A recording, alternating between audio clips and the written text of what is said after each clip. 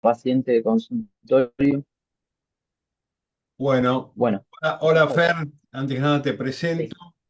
Bueno, Fernando es residente de segundo año de cardiología de nuestra carrera y está haciendo consultorio en gráficos y vamos a discernir juntos algunos problemas que tienen que ver con la cardiología ambulatoria.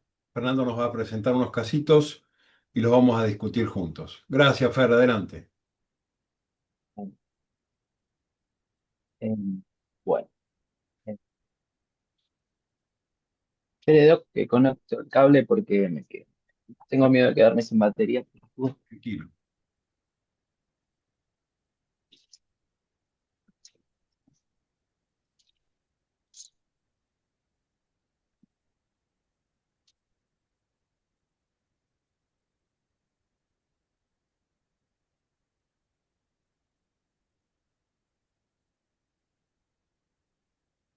Bueno, comenzamos. Este es un caso de un paciente.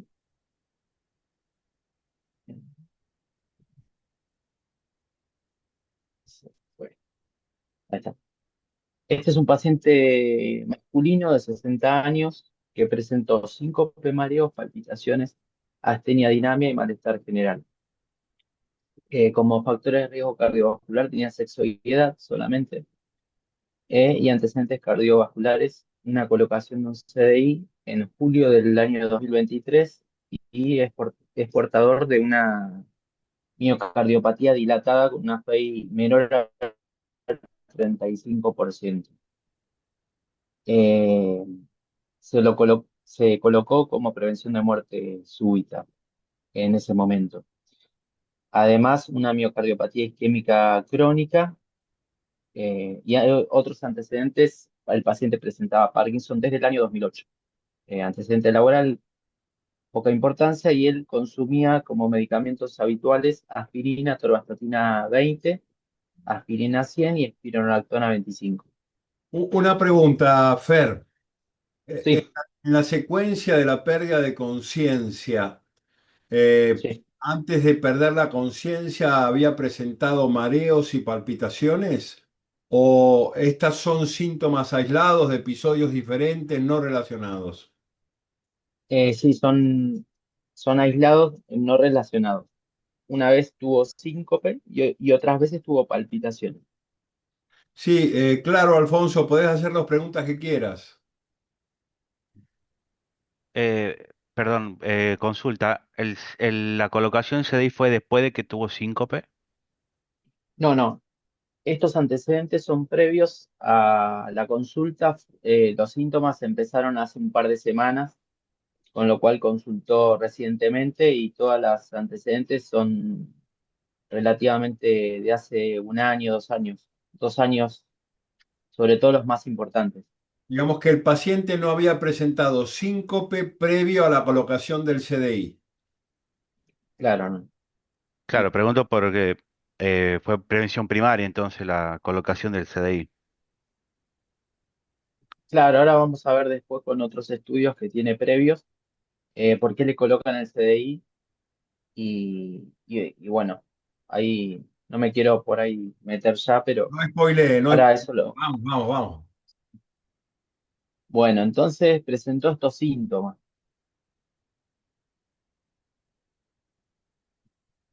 Entonces tuvo, bueno, palpitaciones, dijimos, el paciente. Dijimos que estaba mareado, tuvo varios mareos, eh, un poco así. Y hace 15 días consultó por lo mismo y una cardióloga diferente, un colega diferente de cardiología diferente al que tenía previamente, que lo seguía, le indicó flecainide, un comprimido cada 12 horas. Eh, Esto en base con empeoramiento de los síntomas. Por eso es que consulta ahora. Bien, Entonces ahí vamos a ver vamos, vamos. el holter Un que comentario. le vio la cardióloga. Un Sí, comentario, Fer.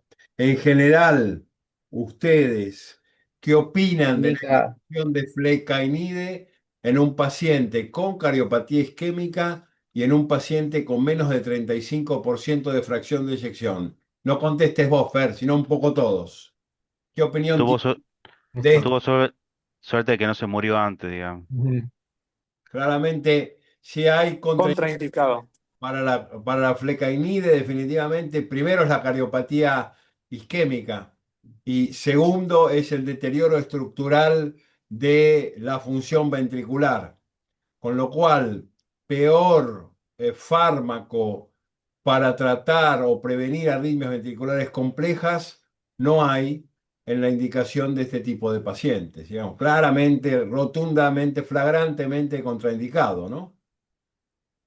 Claro, por debajo del 40 ya está contraindicado de FEI y No, aparte habíamos visto que estaba indicado generalmente en intrahospitalario, que extrahospitalario era de difícil por ahí control y instaurarlo. Digamos. no solo es un bloqueante sódico que ha demostrado, junto con la incainide y la morcicine, aumentar la mortalidad en cardiopatía isquémica, pero está claramente documentado, Claro, con el estudio CAS del 89.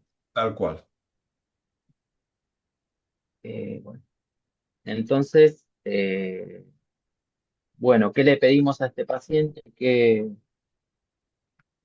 estudio le pedimos para seguir? Eh, Ahí, como, no sé qué piensan que Bien. le podemos pedir a este paciente bueno, consultó, le indicaron eso, viene a la consulta de vuelta y Lo primero que yo le pediría a este paciente claramente es que suspenda la flecainide, ¿no? Esto no queda, no creo, no le haría un estudio ginecológico como está sugiriendo, claro, claro, pero esto no. básicamente sí le pediría que suspenda la flecainide.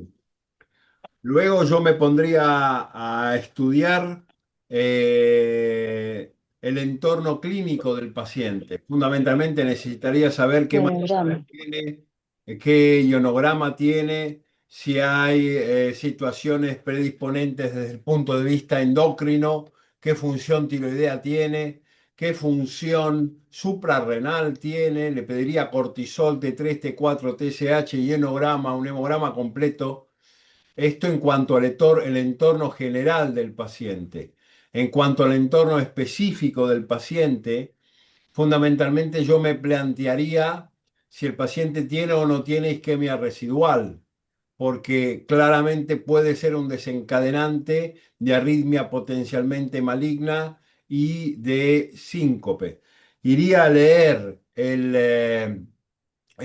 CDI para ver si el CDI ha registrado choques que el paciente no advirtiese o, que es muy difícil, o hay lectura de arritmia ventricular compleja o supraventricular que justifiquen la pérdida de conciencia. Básicamente trabajaría en estos tres aspectos. ¿Los demás qué opinan?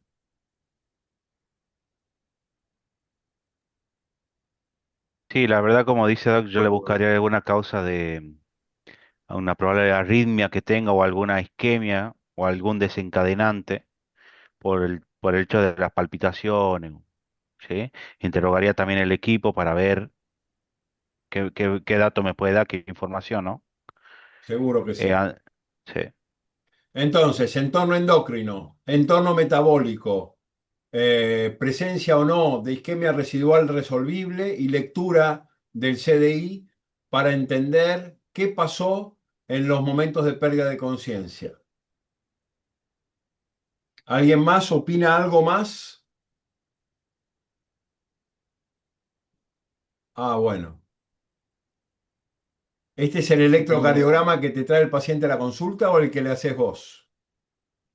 el que trae, que se hizo recientemente en la consulta.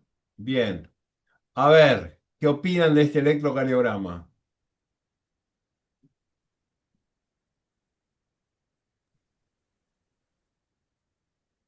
Escucho ofertas respecto de la opinión del electrocardiograma.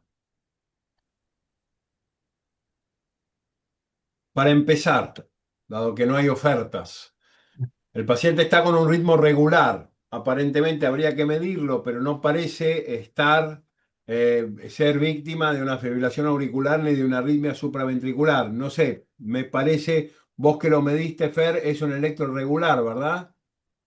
Sí, están 60 por minuto y denota que tiene un muy mal ventrículo. Definitivamente. La otra cuestión es que hay mucho ruido de base. En algunos puntos parece estar sinusal, en otros puntos parece estar nodal. Pero la verdad que no podría asegurar con este electrocardiograma si está sinusal o está nodal. La baja frecuencia cardíaca me podrían hacer pensar que está nodal, pero en realidad no lo sé, no lo sé. Definitivamente desde el punto de vista electrocardiográfico Y queda me dijo, claro mami, necesito que reemplazo se los trata, domingos. Vamos. a ver, queda claro que eh, la conducción fibra-fibra le instala un bloqueo completo de rama que habla de una función ventricular claramente deteriorada, ¿no? ¿Alguien tiene algún comentario más respecto del electrocardiograma?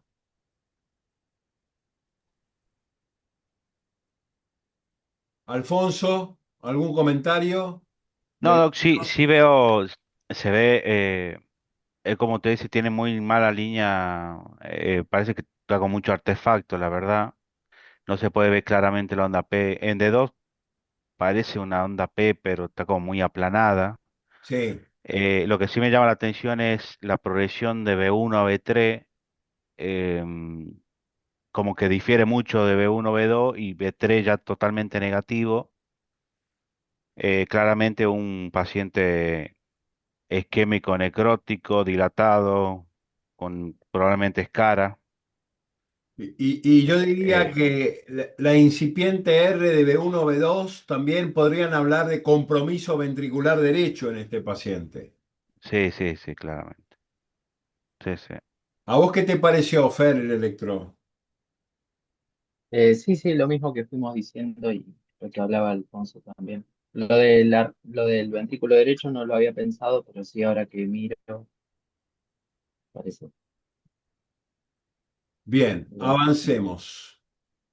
Como había hecho síncope, también le pidieron una tomografía cerebral, que es totalmente normal,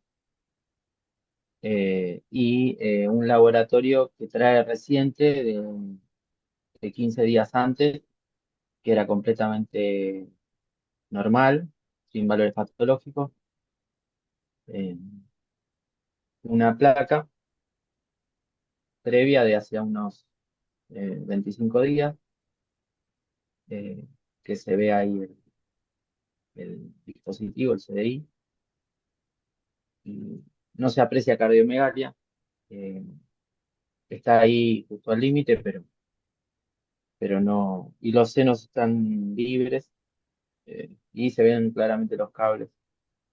Lo que no Impres- se ve bien, Impresiona un proceso escoliótico no menor, ¿no? sí, sí, sí, igual la ensanché la placa para que quede Ah, más bien, bien, grande así que está un poco. bien. Y trae el Holter, que es lo más interesante quizá de este Ateneo, ¿no? O lo que a mí me llevó a por ahí consultarlo con los coordinadores. Trae un Holter que dice que se registró ritmo sinusal alternado con el ritmo de estimulación auricular y ventricular a demanda, con una frecuencia promedio de 66, una frecuencia máxima de 83 y una mínima de 60. Hasta ahí vamos bien. Fallas del sensado ante latidos anticipados, no se registran fallas de captura, se registra una salva que impresiona taquicardia supraventricular de hasta 9 latidos y 150 latidos por minuto. Extrasistolia muy frecuente, polimorfa aislada, bigeminia, trigeminia, dupla, eh, más de 200, tripletas 9 y 12 episodios que impresionan taquicardia ventricular no sostenida de hasta 140 latidos por minuto y 9 latidos. Una ligadura de acoplamiento y una carga rítmica del 26,6%. No se registraron pausas. Digamos que Eh, el paciente tiene definitivamente una insuficiencia cardíaca, digámoslo así, descompensada por un tenor arrítmico muy elevado, ¿no es cierto? Claro. con taquicardia ventricular, con una carga rítmica del 26,6%, que es muy alta y yo diría inadmisible para un paciente con semejante fracción de eyección. Ahora bien, yo me perdí el dato, Fer, no tenía betabloqueantes este señor, ¿no? En el tratamiento. Sí, sí, este señor estaba con bisoprolol. Ah, capaz que no lo puse. Ahí. Estaba con bisoprolol 2,5. Él antes tomaba 2,5 cada 12 horas. Cuando trae este holter a la cardióloga, le saca el 2,5 de la noche y le indica la flecainide. Y ahí es donde el paciente empeora con los síntomas, empieza a sentir peor desde el inicio de la flecainide y consulta, yo lo veo en consultorio a los 15, 20 días de haber empezado la flecainide y este es el holter con el que el colega decidió agregarle el flecainide y sacarle el bisoprolol de 2,5 de la noche y dejarle 2,5 de día nada más. Bueno, nos llama la atención que haya empeorado el señor, ¿no? Con estos cambios de estrategia terapéutica. Pero definitivamente Claro, esto es un síncope que uno debe asumir como cardiogénico y que debe asumir como arrítmico, con lo cual es un síncope con un 25% de mortalidad anual. Es un síncope grave lo que uno debe asumir que el paciente tuvo. Si bien los registros del Holter no correlacionaron con pérdida de conciencia, debemos asumir a favor del paciente que el síncope es básicamente arrítmico, ¿no? tal cual. Y acá está la distribución por horas de las trigeminas, en total 1304. Eh, y tenemos, puse los trazados más importantes, sobre todo este y este que viene acá. Bien. El paciente, Fernando, no lo encontraste congestivo, ¿no? Al examen físico. No, no, no, nada. Ni congestivo, ni edemas crónicos, ni la parte respiratoria tampoco, tampoco. Bien, No estaba incurgitado. ok. Y este es el eco. Y este es el eco que tiene un ventrículo, eh, unos diámetros de 50, un septum de 9, una aurícula 40 ahí al límite, una FEI de 53%. Este es un eco de ahora, ya eh, de este año de julio. ¿Ven lo que los Y decía? Lo que la semana pasada, cuando le hablé de BD a los chicos de primer año, básicamente les decía que normalmente los informes de los ecocardiogramas desconocen datos respecto del ventrículo derecho. Aquí no hay ningún dato respecto del no, ventrículo solo, derecho, digamos, solo solamente la función pulmonar. eh, la E prima, que bueno, uno lo puede, no es de ventrículo derecho, pero habla un poco de la parte diastólica, pero está normal. Pero sí, no hay datos del strain y todo lo del Y ventrículo la derecho. insuficiencia mitral es leve, digamos. La verdad que uno esperaba un peor ventrículo desde el punto de vista ecocardiográfico, ¿no? Digamos, efectivamente esperaba un ventrículo con menos de 35% de FEI, pero la fracción de acortamiento no está mal, o por lo menos no está tan mal, y la fracción de eyección definitivamente está dentro de lo aceptable, ¿no es cierto? 53%. ¿A vos te parece que la fuente del operador del ecocardiograma es confiable, no es confiable? ¿Qué calidad le adjudicás a este estudio, Fernando? Este es sí, es de un lugar que es confiable, Bien, sí.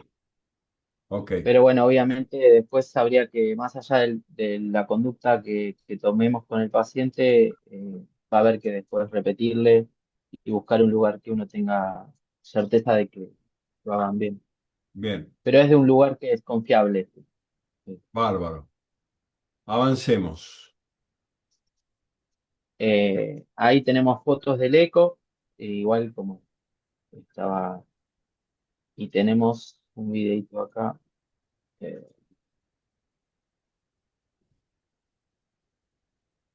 La verdad, yo miro el ventrículo y a mí me cuesta pensar que ese ventrículo tenga 53% de FEI, ¿no?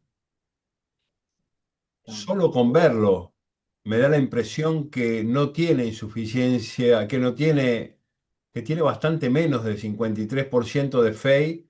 Y otro punto, fíjense que el jet regurgitante mitral llega hasta la pared posterior de la aurícula, con lo cual tampoco esto condice con una insuficiencia mitral leve, como informa el ecocardiograma. Así que a mí me da la impresión que este eco es peor de lo que está informado en el papel. ¿Qué opinan ustedes? Incluso se ve hipertrófico la pared, se viene hipertrófico y no se contrae tan como 50% el ventrículo. Me da la misma impresión, me da la misma impresión. Que, a ver, Exacto. opiniones, escuchamos Yo, opiniones. yo, Facundo, por lo sí, primero, uno discrepa el eco con el electro, con la realidad del electro. Y de dos, viendo cómo se mueve las paredes, a ver si esta frase de discusión no tiene nada que ver con la actividad metálica que estamos viendo actualmente. digamos que lo que está fuera de foco en realidad es el informe en papel del ecocardiograma, viendo estas imágenes, ¿no es cierto? Eh, Exactamente. Impresiona no ser un informe escrito de su corazón. Este es un corazón que yo no informaría nunca como lo informó por escrito el ecocardiografista. Eh, igual ahí estoy viendo porque el otro paciente del Ateneo, el eco era de otro lugar, y ahí estoy viendo que este es de bioimágenes, y sí, en bioimágenes a veces le chingan un poquito.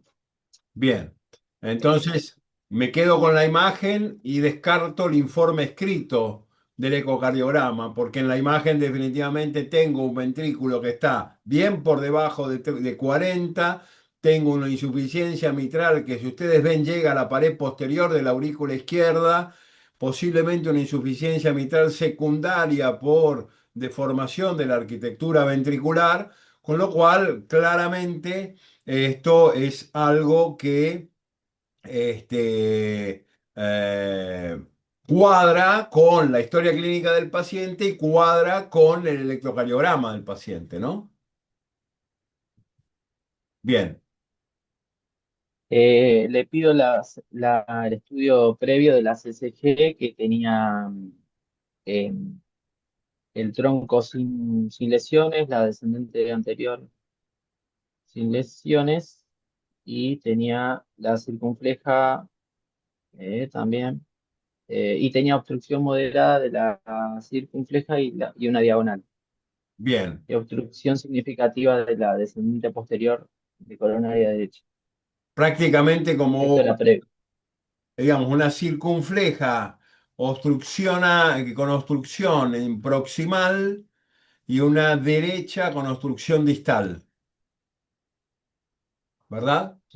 Bueno, esto cambia un poco el panorama de la situación porque a mí me da la impresión que estamos frente a un paciente con una miocardiopatía dilatada y enfermedad coronaria, que no es lo mismo que decir que el paciente tiene una miocardiopatía dilatada de origen isquémico necrótico.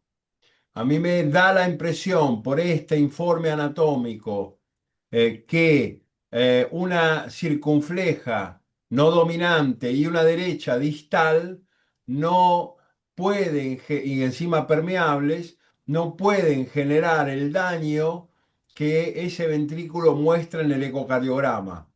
Con lo cual me da la impresión que sí tiene enfermedad coronaria, que sí el paciente tiene coronariopatía, pero que esta coronariopatía no tiene el monto ni la entidad suficiente como para llevar ese ventrículo a semejante deterioro.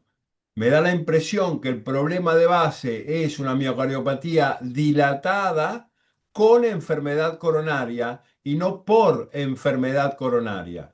Si bien claramente esta enfermedad coronaria contribuye al deterioro de la función sistólica, pero no es el elemento determinante de ese deterioro de la función sistólica. ¿Qué opinan ustedes? Tal cual lo que esas obstrucciones no lo lleva, como dice usted, a una miodilatada. Eso fue un hallazgo, me parece a mí, ya con su miodilatada de base, digamos. Me da la misma impresión. ¿Alguien tiene alguna opinión en particular al respecto?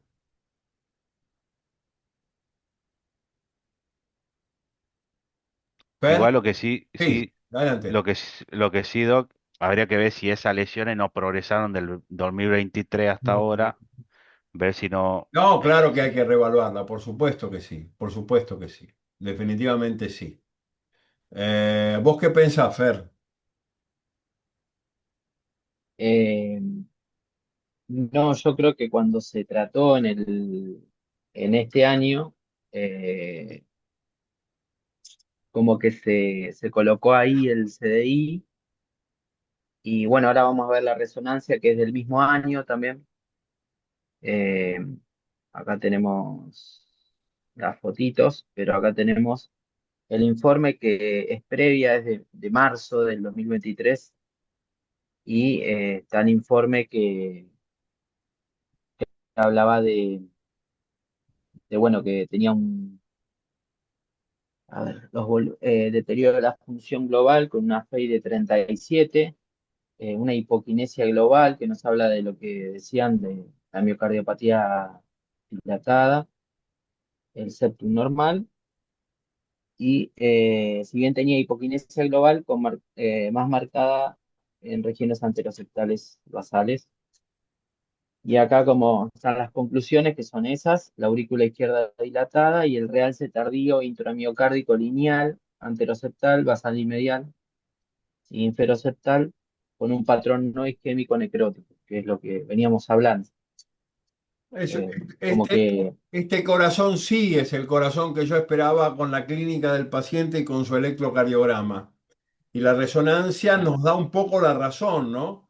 De que esto se trata de una miocardiopatía dilatada con enfermedad coronaria y no de una miocardiopatía dilatada por enfermedad coronaria. ¿Sí? Es un epifenómeno de la enfermedad coronaria, pero no es un agente causal, es más un agente casual que causal, ¿no?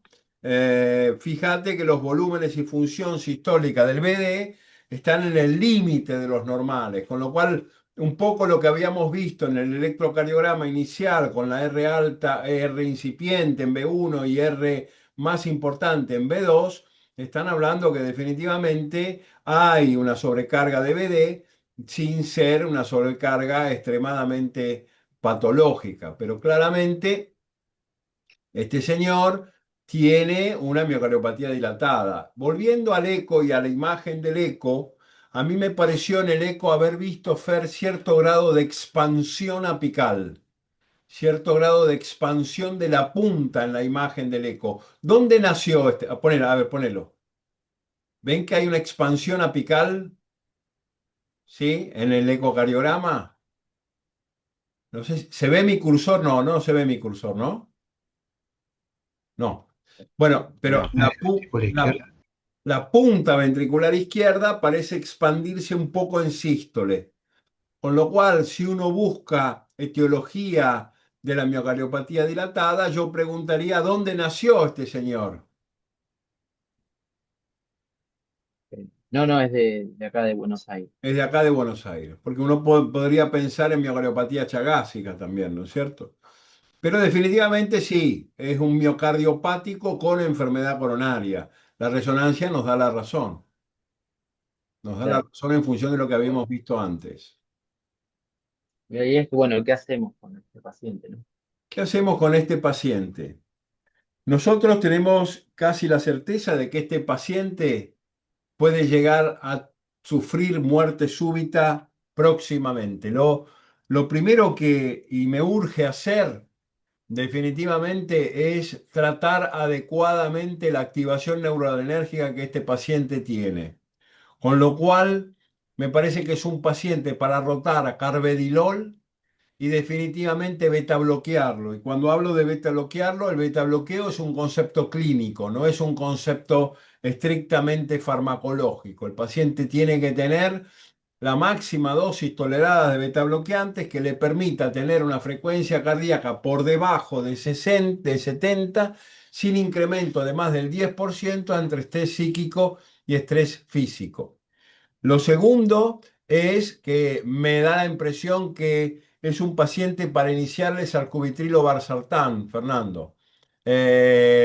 Porque Ah, es un paciente que mantiene su pasa inestabilidad. que Sí, él tiende mucho a la hipotensión, de hecho no toma ningún IECA ni ARA2. En algún momento le habían dado y después, bueno, es un poco lo que hablábamos el martes, después esperaron un tiempo y no se lo pudieron nunca instaurar ve- porque hacía hipotensión. Es de ve- presión baja, él cuando le mandé a hacer el MDPA, que anote la presión en su casa, le daba el promedio 105, 65, eso 110, 70. Fernando, la hipotensión arterial solamente es contraindicación para la inhibición de neuroendocrina cuando uno tiene deterioro cognitivo, que el paciente no tiene. Dos, cuando el paciente tiene deterioro de la función renal. Y esto se da sobre todo cuando la presión arterial diastólica es inferior a 50 milímetros de mercurio. El paciente no tiene deterioro renal y no tiene una hipotensión demasiado marcada. Y cuando la presión sistólica está por debajo de 90 milímetros de mercurio.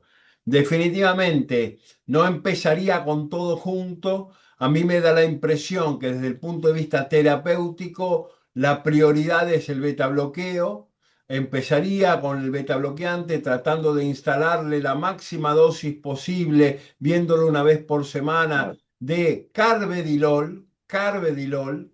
Una vez que yo sé que no le puedo dar más carvedilol, empezaría definitivamente con, tiene ya espironolactona por lo que vi, pero empezaría con sarcubitilo valsartán a microdosis, muy sí, despacito, sí. empezando con un cuarto de 24-26. comprimido, una semana después medio, 3 semanas después 3 cuartos, a lo máximo que este paciente tolere.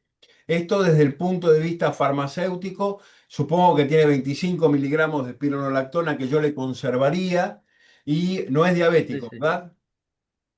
No, no es diabético, le suspendí la flecainide y bisoprolol le dejé el que tenía a la noche, pero sí, lo puedo pasar le mandé a control con el del CDI y, y bueno, interconsulta con electrofisiología. Pensé Sí. yo, Yo creo de hecho, que el dato del registro electrocardiográfico de la memoria del CDI es fundamental, pero definitivamente hay mucho por hacer desde el punto de vista terapéutico. Hay que beta bloquearlo, hay que bloquear el sistema renina-angiotensina-aldosterona. El paciente solamente, yo le contraindicaría, le prohibiría al paciente que se tome la presión arterial, porque básicamente eso es sugestionante. Le diría que venga a verme una vez por semana al consultorio, lo beta bloquearía en el curso de una semana, 10 días, le instalaría amiodarona a este paciente, 200 eso mil, pensé yo, la miodrona, sin lo duda. había pensado, pero lo consulté con otro colega y también me dijo. Yo lo mandaría más al electrofisiólogo, pero sí no estaría mal por el tipo de arritmia que Yo no tiene en el Holter. necesito, no necesito el consejo del electrofisiólogo para indicarle amiodarona a este paciente, ¿sí? Yo le indicaría 200 miligramos de amiodarona en una carga bien lenta y progresiva que me garanticen el mejor antiarrítmico para este paciente definitivamente es el beta bloqueante y el que le sigue como mejor antiarrítmico es la amiodarona. La otra cuestión, Fer, Dos- es 200 por día todos los días, ¿no? Dice Doc. todos los días, todos los santos días. Lo otro es que me preguntaría si hay algo más que corregir. Es muy frecuente en este tipo de pacientes fundamentalmente los trastornos de la función tiroidea. Buscaría la medición Estaba, T3, T4, TSH para ver que el paciente no esté básicamente hipotiroideo o hipertiroideo y esto me altere el equilibrio simpático en él. Y fundamental leer el desfibrilador. Yo creo que eventualmente con la medicación instalada, esto no puede tardar más de 2 o 3 semanas, hay que hacerlo rápidamente, ¿sí? Y no voy a dejar librado al electrofisiólogo la indicación de los antiarrítmicos porque la amiodarona está absolutamente indicada. Pero después de hacer todo esto y de leer el desfibrilador, que no entiendo por qué no chocó las TV, no las capturó o no hizo algo con las TV, básicamente me da la impresión que el desfibrilador está funcionando mal o hay que reprogramarlo o hay que corregirlo. Pero después de todo esto, creo que nos vamos a ver obligados a descartar isquemia en este paciente, porque en estos pacientes que están en el límite del equilibrio, poca isquemia puede significar la diferencia entre la muerte y la vida, con lo cual el objetivo en estos pacientes es isquemia cero y esa isquemia habría que testearla con un ECOS 3 con dobuta o con una cámara gamma con dobuta. A mí me gusta el ECOS 3 con dobuta para estar seguros si debemos o no intervenir esas lesiones de circunfleja y esas lesiones de derecha. Muy bien, Fer, muy interesante el paciente, muy rico en datos y en conductas. ¿Y vos qué pensás, Fer? sí, sí, yo más o menos no difería mucho de eso, había pensado en la miodorona, eh, pero bueno, me Indicásela. interesa eso. Empezá con la miadrona. Alfonso, ¿vos qué pensás? Yo, la verdad, sí no cambiaría nada la conducta, el tema de la isquemia, pero sí lo estudiaría. Las TV que se ve ahí en el Holter son muy lentas, no son tan rápidas, la verdad, y son no sostenidas, por eso no sé qué tan TV sea, por eso sería bueno ver el dispositivo y evaluar a ver, si realmente son ventriculares o son supraventriculares con aberrancia, y eso es lo que le está dando las palpitaciones. Me llama la atención el síncope porque el síncope, habría que ver bien el mecanismo porque tuvo el síncope, y eso me va a decir bien el interrogatorio del dispositivo, ¿no? Sí, estoy de acuerdo con la miadrona y optimizarle un poco la medicación. Sí repetiría un eco, un buen eco, porque deja duda el informe con las imágenes. Y sí, para mí optimizar, si no tiene nada, ya se hizo laboratorio, análisis, o sea, buscar algún desencadenante metabólico, no lo tiene, bueno, iría a lo isquémico, iría al interrogar al equipo y optimizar claramente el tratamiento médico que viene tomando. Sí, creo que ese es el camino. ¿Alguna sugerencia, algún comentario más de alguien que quiera dar un aporte? Bueno, muy bien, Fer, muy interesante, muy rico el paciente y difícil de resolver. Un claro ejemplo Bueno, de errores médicos concatenados en este señor, ¿no? claro, sí. Por suerte no se murió antes. No, claro. El otro es, Doc, es Bueno, de 6 diapositivas y algún GIF, pero si, no, no sé si quiere hacerlo hoy o Sí, como sí, sí, usted quiera. dale para adelante, hoy nos vamos a dedicar a esto. Es más rápido, es más clínico, más interesante, me parece que no tanta arritmia como le gusta a Alfonso Corral. Bien.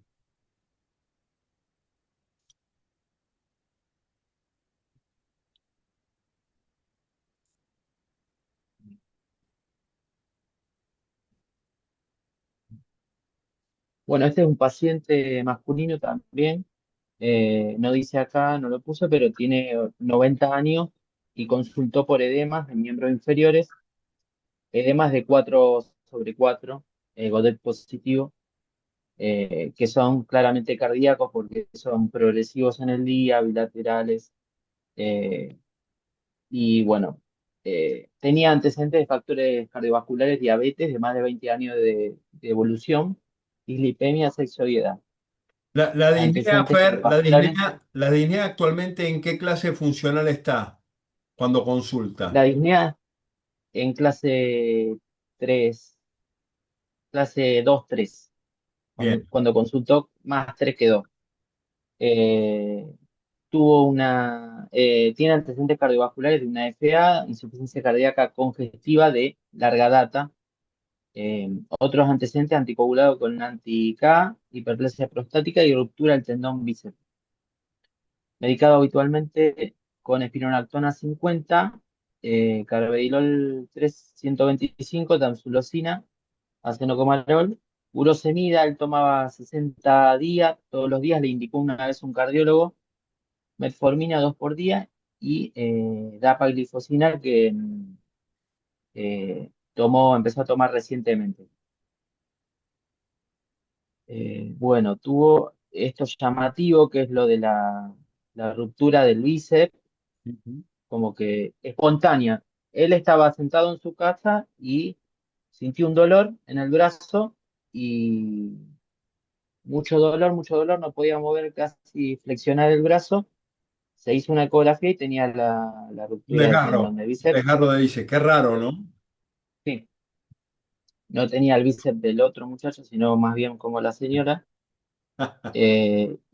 Pobre. Bueno, aparte dijimos que tenía disnea y sentía ahogos el paciente, como que estaba con mucha falta de aire. eh, y trae este electro que hice lo que pude con la foto, pero claramente si uno lo ve detenidamente está regular, con claramente un bloqueo de rama izquierda. Eh, el QRS es difícil de interpretar por la foto, pero está en 120 segundos y la frecuencia en 60 también. Está nodal, Fernando, parece. No veo onda P en El ningún tema lado, es ese, ¿no? no tiene onda P. Es que tiene FA. Ah, está irregular. Yo entendí que estaba regular. Él Irregular. había tenido una, él había tenido una FA, Bien, bien. sí, FA, rama izquierda.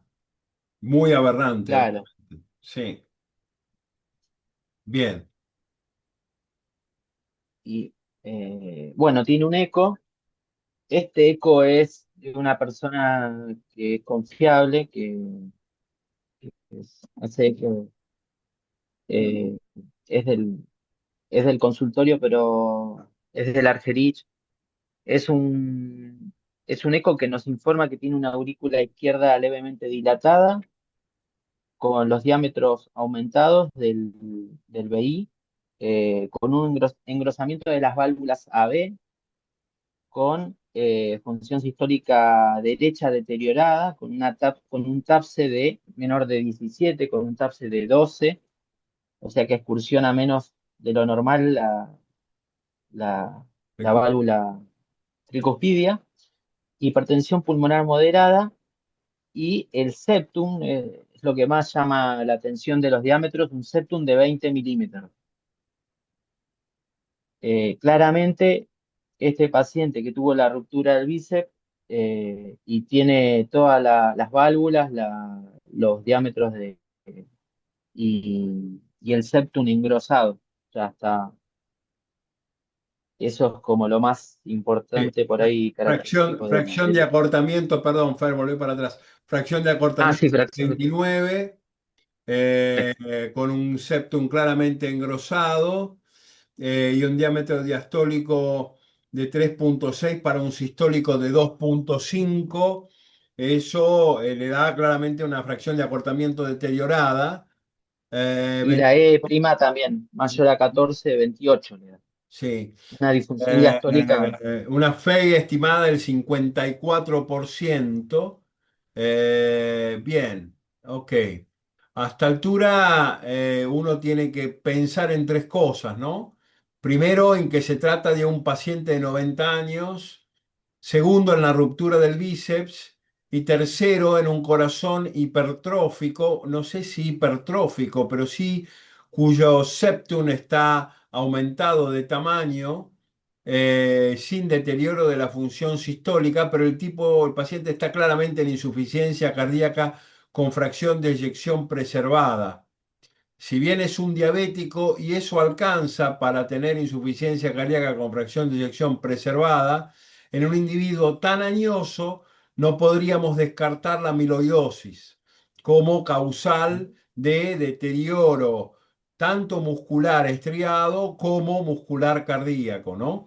Definitivamente la insuficiencia cardíaca es con fracción de eyección preservada, pero esto, como mil veces dijimos, no implica que tenga un volumen sistólico adecuado. Muy probablemente está congestivo, está rígido, con aumento de la presión de fin de diástole y tenga un deterioro del volumen sistólico que lo lleva al bajo gasto anterógrado. Es decir, insuficiencia cardíaca con fracción de eyección preservada, diagnóstico 1, consecuencia final de su diabetes, diagnóstico 2, algún grado de deterioro amiloidótico propio de una edad avanzada, ¿no? Claro, sobre todo la amiloidosis por transtiretina, que es la más que se ve en más añosos. Los de cadena liviana generalmente no llegan a los 65, No 70 llegan a años. los sesenta y Eh, cinco años, pero ¿cómo juntamos la ruptura espontánea del bíceps, que es más rara de que perro verde, con este tipo de ventrículos, ¿no? La ruptura espontánea del bíceps, la verdad que yo no la escuché nunca, pero es un dato tan llamativo y tan interesante que no puedo dejar de pensar en amiloidosis, ¿no? Senil, amiloidosis senil, ¿no? sí. Después del laboratorio, como eh, en general todos los parámetros normales, la TSH normal, la troponina aumentada, el BNP también, NT-BNP aumentado, que son valores que si se tratara de una amiloidosis son pronósticos y hablan, bueno, también del grado de congestión que tiene este paciente, ¿no? Definitivamente. El BNP. BNP de 8700. Yo no retuve el dato si estaba anticoagulado por el rines de 2, digamos. Sí, está Está, anticoagulado con sí, los anti-K. bien. Sí, lo dijiste, efectivamente lo dijiste. Tenía un eco previo de otro lugar, de julio del 2024 que ya tenía un septum de 17 milímetros, con una hipoquinesia de los segmentos basales y medio de la cara inferior, inferoseptal y anterolateral. Eh, No logro leer creo que había leído pero vos qué la fe tenés. fracción, no, es que la fracción en este no, de 50 está acá. Lo 50%. que creo que tenía conservado el, el segmento apical, que eso habla también el signo de la cereza, que también se ve en la amiloidosis, Sí, señor. porque es progresiva, va depositándose desde la base hacia el ápice, y por eso es que se da este signo que también es característico. Ujú. Básicamente es muy parecido al eco, pero un poco menos peor que el anterior. Bien. Eh, Acá está, bueno, la FEI de 50, la conclusión, hipertrófico, trastorno, Un TAPSE catastrófico, ¿no? De 14. un TAPSE de 14. Ujú. En Eh, el otro tenía ya de 12. ujú. Miocardiopatía hipertrófica. Sí, no sé si hipertrófica o infiltrativa, no lo tengo claro. Claro, Trastornos de motilidad parietal. Muchas veces estos pacientes se definen con una cámara gamma, con un talio, con un estudio, perdón, de Tecnesio 99, que logra documentar efectivamente el depósito de transtiretina y pirofosfato. hacer el diagnóstico de amiloidosis. ¿Qué solicitamos en un hombre de 90 años con insuficiencia cardíaca y función diastólica deteriorada? El paciente tiene un marcapasos. La primera pregunta que yo me haría es si el marcapasos es resonable o no es resonable, porque Obviamente, actualmente casi todos los marcapasos son de carcasa de titanio resonable, pero si el marcapaso no es resonable, definitivamente no le pediría una resonancia magnética nuclear, que hoy por hoy es el gold standard para el diagnóstico tanto de infiltrativas como de amiloidosis. Me pone muy contento, Fer, que hayas pensado en amiloidosis igual que yo, sobre todo porque sos clínico y entonces me da la impresión que no estoy tan errado en el diagnóstico, en la interpretación general del paciente.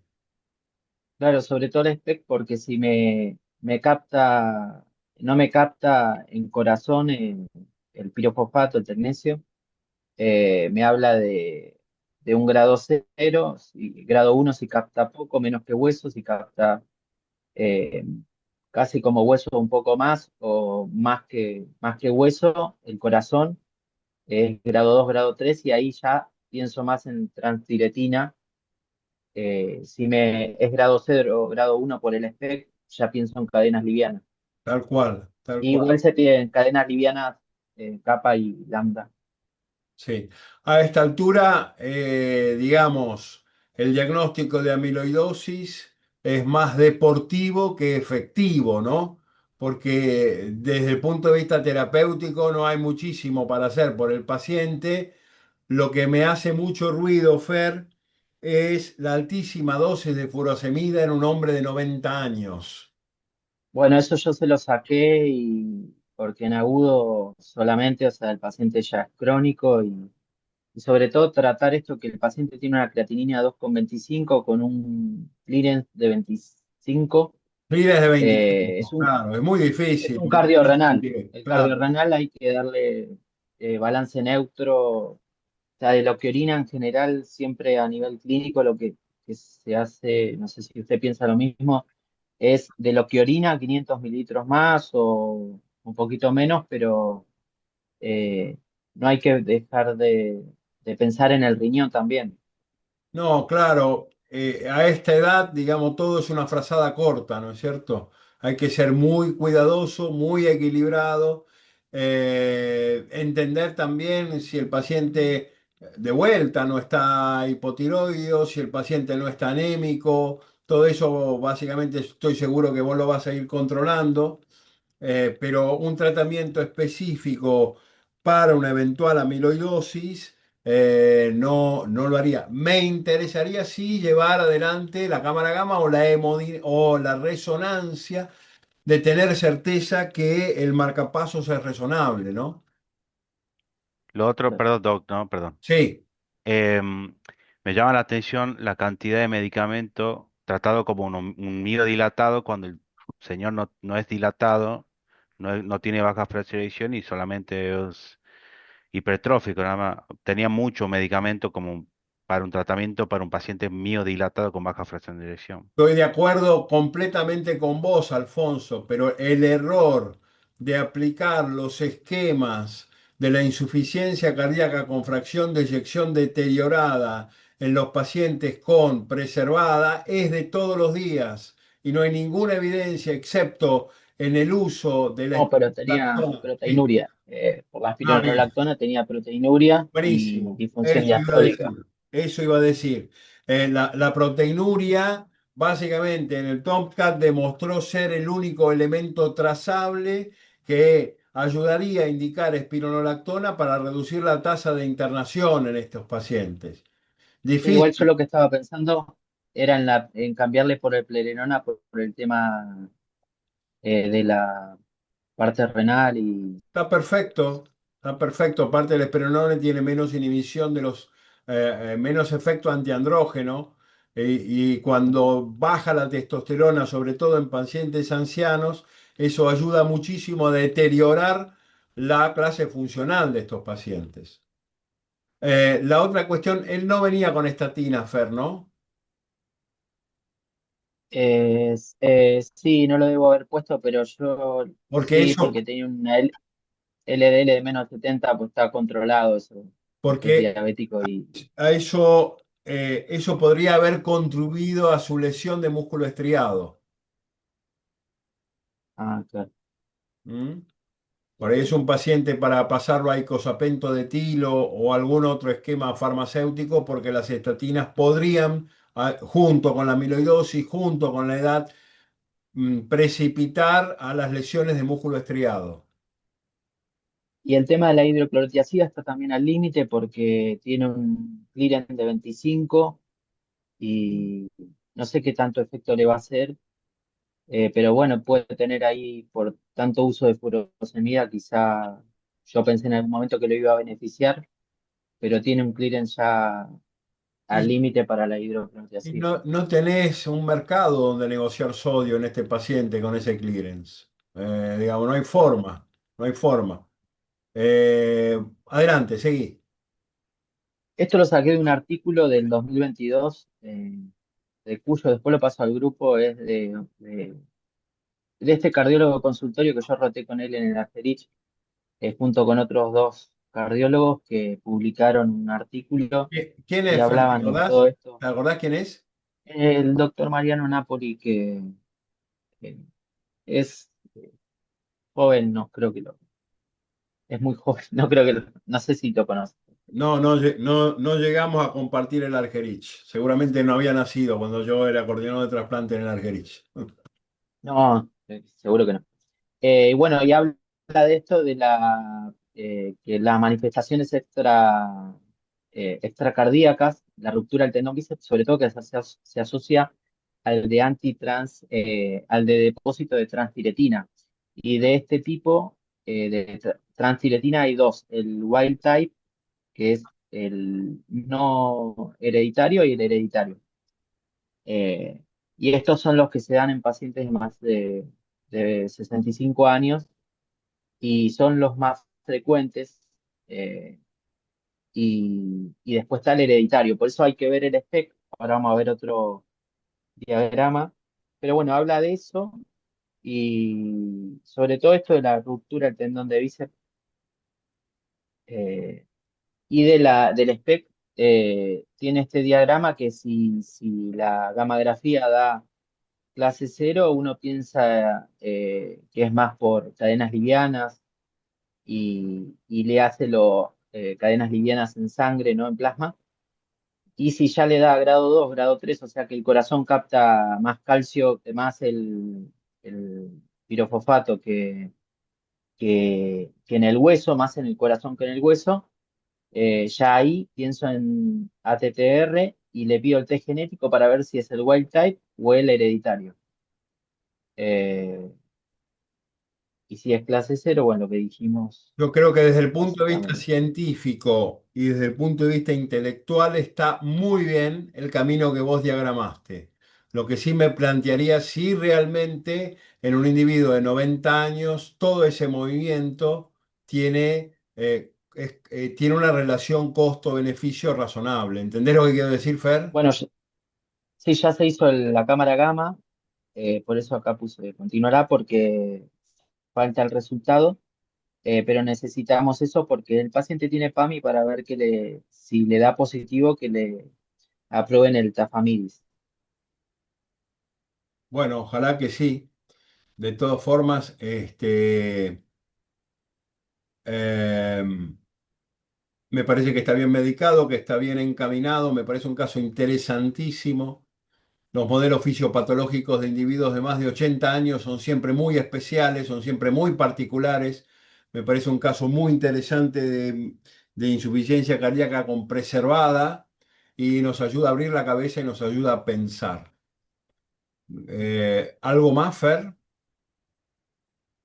No, no, eso que se ve mucho en consultorio, pacientes que toman furosemida todos los días o día por medio, que no se entiende por lo que estuvimos viendo este año, ¿no? Y Recordemos se ve muy recordemos que frecuente. la furosemida es un activador neuroadrenérgico, que la furosemida aumenta la concentración plasmática de renina, aumenta la concentración plasmática de aldosterona, que es un excelente diurético para los fenómenos de rescate y congestión, pero en un paciente crónicamente congestivo, básicamente por ahí la acetazolamida es también un fármaco que podría tener espacio para ayudar a la descongestión, ¿sí? En el estudio DAVO básicamente han revivido la acetazolamida como estrategia anticongestiva asociada a dosis bajas de furosemida. Por ahí esto podría ser intentado si el paciente sigue congestivo a pesar de todo lo que se hace, ¿no? Pero a full con la espironolactona, ¿eh? Creo que es el fármaco insignia en este paciente. O la espleronone en el caso del cambio que vos hiciste, ¿no? Claro. Muy bien. ¿Algún comentario de alguien que quiera aportar algo? Bueno, Fernando, muchísimas gracias. Muy interesantes los dos casos. Les voy a pasar la grabación de lo que acabamos de escuchar para poder repasar los conceptos centrales que hemos vertido aquí. ¿Sí? De acuerdo. Bien, doc. Ok.